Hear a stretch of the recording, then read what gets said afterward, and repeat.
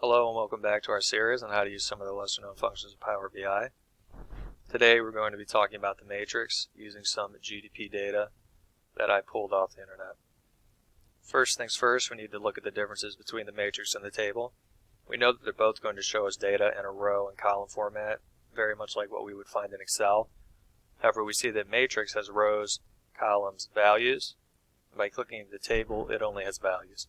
So this is going to change how we enter the data into the file. But first of all, this is my data. We have country, GDP, growth, and population.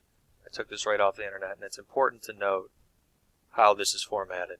So we have all the labels at the top, and then we have the data descending from the labels. It's going to be important when we look at our inputs right now.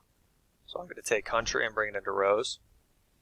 And we can see country comes in at the top. We have all the countries down below. But now I'm going to drag GDP into rows. And that's not going to help me very much. With the matrix, you're going to need to play around with the data entry portion, figure out which value input is going to be the best presentation of your data. And so clearly for me, because of how I formatted it in Excel, GDP is not going to help me in rows. So let's try columns. We can see that putting GDP in the column section actually puts the GDP values into the columns. Clearly that's not going to help me. So if we bring it into values, now we have it where we want.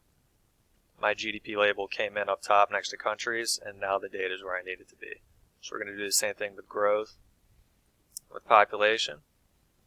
And now we're going to see that while the matrix is doing what I need it to do, it's showing me all my data. It's actually pretty small right now.